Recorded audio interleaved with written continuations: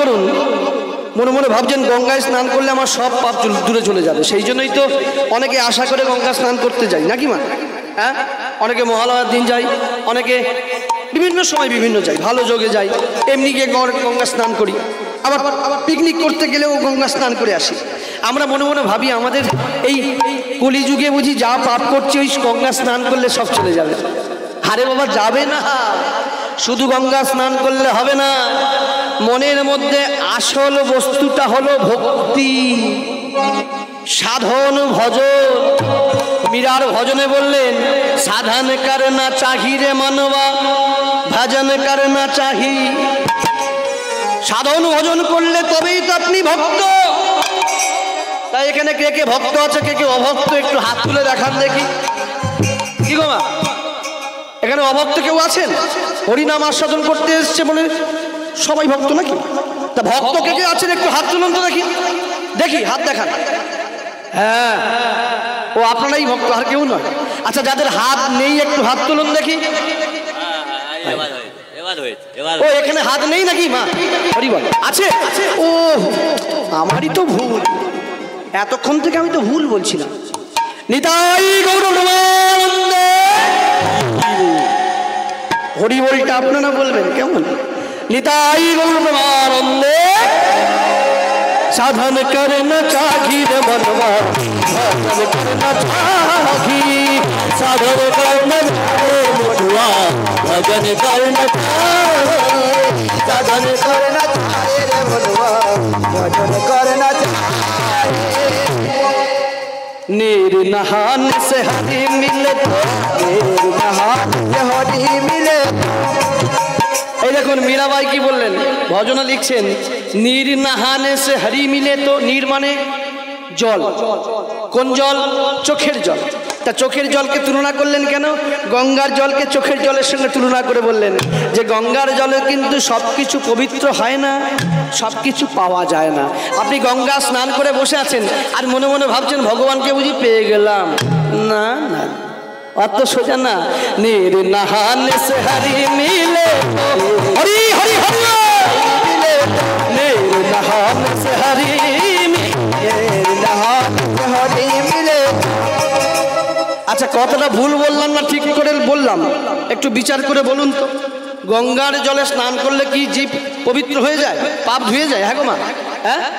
আচ্ছা, গঙ্গার জলে স্নান করলে যদি সে ভক্ত হয়ে যায়, পাপ ধুয়ে যায়, তাহলে জলের মধ্যে যারা বাস করে, কারা বাস করে গো? হ্যাঁ,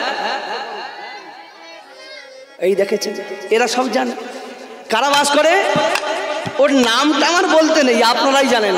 তাহলে গঙ্গার স্নান করে যদি ভগবানকে পাওয়া যেত, তাহলে তো ওই জীবগুলো আগে পেত না, পেত না, ওদের মধ্যে পাপ আর থাকতো। সর্বমঙ্গলের অধিকারী হলো সর্বশ্রেষ্ঠ মনুষ্য জন্ম। তাহলে ওই যে মৎস্য জন্মে এখনো বিরাজমান, তার মানে আমাদের থেকে কম আছে। কিন্তু সাধের মনুষ্য জন্ম পেয়েও আমরা এখনো চিনি না এই দেহকে, যে দুর্লভ মনুষ্য জন্ম আমরা পেয়েও এখনো বুঝলাম না। যাই হোক, তাহলে গঙ্গার স্নানে, গঙ্গার জলে স্নান করে যদি ভগবান পাওয়া যেত, প্রথম পেত ওই জলের জন্তুগুলো, জলের নাকি জলে বাস করা জীবগুলো। তাহলে আমরা কি আর ভগবানকে ভক্তি দিয়ে পেতে হতো? ভগবান বললেন আমাকে পাওয়া এত সোজা না। হ্যাঁ, ভগবানকে পাওয়া এত সোজা না। ভগবানকে পেতে গেলে যুগ যুগ ধরে সাধনা করতে হয়। আর ওরা একবার গঙ্গার জল ডুবে নিলে হয়ে গেল। হ্যাঁ, নীর নাহানে সে হরি মিলে, হরি হরি, নীর নাহানে সে হরি মিলে, নীর নাহানে সে হরি মিলে। এই দেখুন, আমি যে কথাটা বললাম, মীরাবাই বলছেন, नीर नहाने से हरी मिले तो बहुत जल जंतु होई। জলের অনেক জন্তু আছে যারা ওই স্নান করলে তো তাহলে ভগবানকে পেয়ে যেত নাকি? नीर नहाने से हरी मिले, नीर नहाने से हरी मिले तो बहुत जल जंतु होई, नीर नहाने से हरी मिले तो बहुत जल जंतु होई। अच्छा, ও মাই যে আবার অনেকে মনে মনে ভাবেন যে নিরামিষ খেলে নাকি ভগবানকে পাওয়া যায়, ভাবে না? অপরাধ করছে কি? হ্যাঁ গো মা, বলে অনেক বড় বড় কথা বলছে। আরে বড় কথা না গো ভাই, নিরামিষ খেলে যদি, ফলমূল খেলে যদি ভগবানকে পাওয়া যেত, তাহলে মীরাবাই এটা কেন লিখলেন? হ্যাঁ, ফলমূল খালে হরি মিলে, ফলমূল খালে হরি মিলে, ফলমূল খাকে হরি মিলে, ফলমূল খাকে হরি মিলে। এই ফলমূল শাকসবজি খেয়ে যদি ভগবান পাওয়া যেত, তাহলে হ্যাঁ গো মা, সারাদিন ফল খেয়ে থাকে কারা বলো তো? হ্যাঁ, দেখেছেন কাউকে? কে বলুন তো খায়? হ্যাঁ, ওই বনের মধ্যে যারা থাকে নাকি জঙ্গলের মধ্যে, তা দেখবেন বেশি ফল খেতে পছন্দ করে কিন্তু একটা জন্তু, নাম কি? বাঁদর। আমাদের তো কিনে খেতে হয় না? তা আমরা কত খেতে পাবো? 100 টাকা, 500 টাকা, 1000 টাকা, 1 লাখ টাকা, তা যত টাকা দেবেন ততটাই ফল পাবেন। তারপর তো একদিন না একদিন শেষ হবে নাকি? কিন্তু বাঁদররা যে ফ্রিতে পায় না, একই গাছ থেকে লাফ দিয়ে অন্য গাছে, অন্য গাছ থেকে অন্য গাছে, তাহলে তারা যারা ফ্রিতে পায় তারা একটু বেশি খাবে নাকি? কিন্তু ফলমূল খেয়ে যদি ভগবান পাওয়া যেত গো, তাহলে প্রথম পেত না বাঁদররা নাকি? मीराबाई ताई बोलें नीर नहाने से हरी मिले, नीर नहाने से हरी मिले, नीर नहाने से हरी मिले, नीर नहाने से हरी मिले, तो बहुत जल जंतु होई, नीर नहाने से हरी मिले, तो बहुत जल जंतु होई, और फल मूल खा के हरी मिले, तो फल मूल खा के हरी मिले,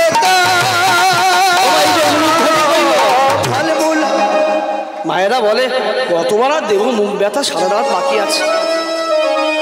সবাই মিলে একটু উলুধ্বনি করবেন মায়েরা, নিতাই গৌর প্রেমানন্দে হরিব, ফলমূল খাক হরি মিলে, ফলমূল খাক হরি মিলে, তো বহুত বন্দর বন্দরাই সাধন করনা চাহে, হরি হরি হরি সাধন করনা চাহি রে মনহা, ভজন করনা চাহি, সাধন করনা চাহি রে মনহা, ভজন করনা চাহি। মনে করুন আপনার মনে ভক্তি নামক বস্তুটা নেই, তা আপনি যদি তুলসী পূজা করেন, তুলসীর বৃক্ষ তলে জল দান করেন, লাভটা কি হবে? ভক্তিটা তো সার নাকি, সাধন ভজনটাই তো আসল। তা তুলসীকে পূজা করে যদি ভগবান পাওয়া যেত, তাহলে মনে করুন আমি আমার ঘরে তুলসীর ঝাড় লাগিয়ে দেবো পুরো। হ্যাঁ, একটা তুলসী গাছকে পূজা করে ভগবান যদি পাওয়া যেত, তাহলে আমি যদি আমার চতুর্দিকে পুরো তুলসী লাগিয়ে দিই, তাহলে কি হবে? তাড়াতাড়ি যাবো, ভগবানকে পাবো না। মীরাবাই বললেন না না না, আসল জিনিসটাই তোমার মধ্যে নেই, তাই তুলসী যতই পূজা করো কিছু হবে না। তুলসী पूजने से हरि मिले, पूजने से हरि मिले, तुलसी पूजने से हरि मिले, तुलसी पूजने से हरि मिले। मीराबाईও বললেন হ্যাঁ, তুলসী পূজা করলে যদি ভগবান পাওয়া যেত, আমি একটা তুলসী কেন পুরো ঝাড় লাগিয়ে দেব। আর मैं पूजू तुलसी झाड़े, पूजने से हरि मिले, तो तुलसी झाड़ी। আবার অনেকে মনে মনে ভাবেন পাথর পুজো করে ভক্তি না থাকলে, আর মায়ের আবার পূজা দেয় খুব ভালো গো। হ্যাঁ, ও মাই যে আপনাদের বলছি না, ভগবানকে কি দিয়ে সেবা দেন গো? কেন একটা বাতাসা, দুটো নকুলদানা। আচ্ছা, একবারও ভেবেছি যে ওই একটা বাতাসা দুটো নকুলদানা দিয়ে ভগবানের পেট ভরবে? বলে কেন? সারা পৃথিবীতে কত ভক্ত এরকম দিচ্ছে আমাদের মতো, সে তো কোটি কোটি বাতাসা, কোটি কোটি নকুলদানা হয়ে গেল। কিন্তু একবারও ভাবলাম না যে যাকে পূজা দেব আমরা, সেই ভগবানের মুখটা কত বড়, যে মাতা যশোদা ছোট্টবেলায় গোবিন্দকে আ করতে বলেছিল, যে যশোদা মাতা নিজে স্বয়ং ওই ছোট্ট গোপালের মুখে দেখেছিল বিশ্ব ব্রহ্মাণ্ড, সারা বিশ্ব ব্রহ্মাণ্ড যার মুখে থাকে, তাকে একটা নকুলদানা একটা বাতাসা দিলে হবে? হবে না, হবে না। ওই জন্য মীরাবাই বললো ভক্তিটা লাগে আগে। আহা তুলসী पूजने से हरि मिले, पूजने से हरि मिले, मैं पूजू तुलसी झाड़, पूजने से हरि मिले, तू तुलसी झाड़। আপনার মনে ভক্তি যদি না থাকে পাথর পূজা করুন আর বিগ্রহ পূজা করুন, কোনো লাভ নেই। আর পাথর পূজনে সে পাথর পূজনে সে হরি মিলে, পাথর পূজনে হরি মিলে। তাহলে ভক্তি নেই, আপনি পাথরের জায়গায় পাহাড় পূজা করুন না, কি হবে? লাভ কিছু হবে? मैं पूजू ये पहाड़, साधन करना चाहिए मन, भजन करना चाहिए, साधन करना चाहिए मन, भजन करना चाहिए, साधन करना चाहिए मन, भजन करना चाहिए। সদয় ভক্তমণ্ডলী ভক্তিমত ভাই, এই যে খাবার, এই নিরামিষ খেলে যে ভগবানকে পাওয়া যায়, সেটা কিন্তু কিছু কিছু কারণ আছে। আগে জানতে হবে খাবার কয় প্রকার। খাবার হলো 3 প্রকার। এবারে আপনি কোনটা খাবেন, আপনি কোন পথের মানুষ, সেই পথই আপনাকে অবলম্বন করা উচিত, সেই টাইপের খাওয়া খাওয়া উচিত, তাই না?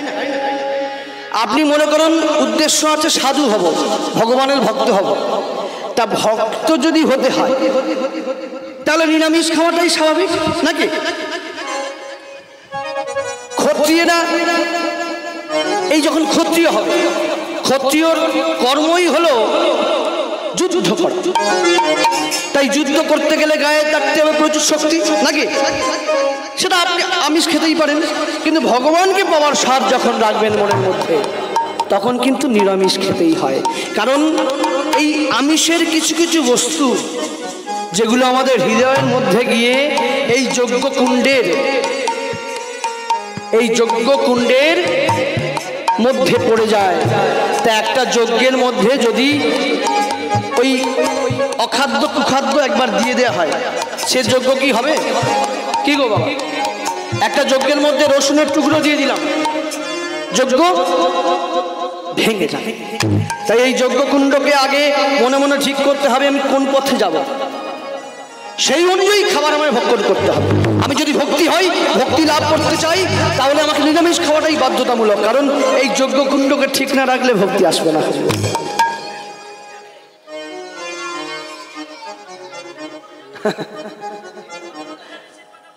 না, একদমই না, কোনো শাস্ত্রে এইভাবে লেখা নেই। এগুলো আমাদের বানানো শাস্ত্র অনুযায়ী আমরা সব বলছি মানুষদের, একদম।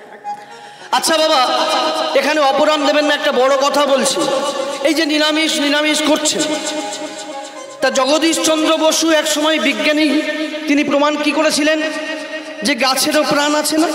হ্যাঁ নাকি বাবা? অপরাধ দেবেন না, বলবেন এই হরিনাম প্রচার করতে এসে তুমি আমার বৈজ্ঞানিক যুক্তি দিচ্ছ।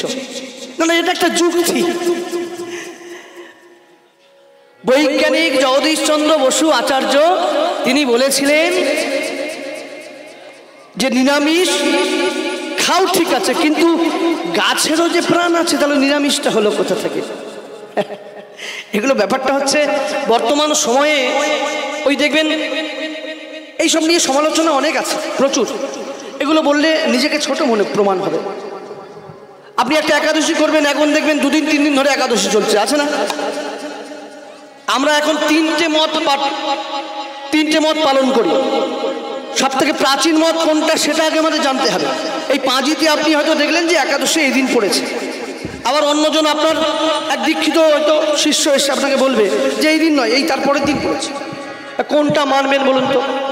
আগে জানতে হবে শাস্ত্র, যে কোনটা প্রাচীন, কোন মতটা অনেক আগে, সেই মত অনুযায়ী সবারই চলা উচিত। নিতাই গৌর প্রেমানন্দে হরিবল হরিবল। কিন্তু মনে ভক্তি আনতে গেলে ওই যে নিরামিষ নামক যেগুলো আছে সেগুলো সেবা করতে হবে ভক্তি আনতে গেলে। আর আপনার এই যখন আপনি ওইসব অখাদ্য কুখাদ্য খাবেন, মানে আমি যেহেতু ওই ভক্তি পথে আছি, আমি এগুলো অখাদ্য কুখাদ্যই বলছি, কারণ এটাই আমার উচিত বলা। এই অখাদ্য কুখাদ্য খেলে আমাদের কি হয়, আমাদের হৃদয়ের যে চঞ্চলতা সেটা বৃদ্ধি পায়। আর চঞ্চলতা থাকলে ভগবানকে পাওয়া কখনো সম্ভব নয়, চঞ্চলতা থাকলে ভক্তি আসা কখনোই সম্ভব নয়। তাই সবাই মিলে বলুন নিতাই গৌর প্রেমানন্দে হরি হরি বল। আপনি যা খাবার খান, তবে মনের মধ্যে এমন ভক্তি রাখুন যেন কৃষ্ণ বলে চোখে জল এসে যায়। আহা, এটাই তো হলো ভক্তি। दूध पीने से हरि मिले, উলুধ্বনি বারবার বললে তারপর উলুধ্বনি করবে গো মায়ের। বলে এতবার হয় না, পারা যায়? दूध पीने से हरि मिले, दूध पीने से हरि मिले, दूध पीने से हरि मिले, बहुत से वाला से हरि मिले, और मीरा कहे बिना प्रेम के न मिले नंद लाला, साधन करना चाहिए साधन करना चाहिए, भजन करना चाहिए, साधन करना चाहिए, भजन करना चाहिए।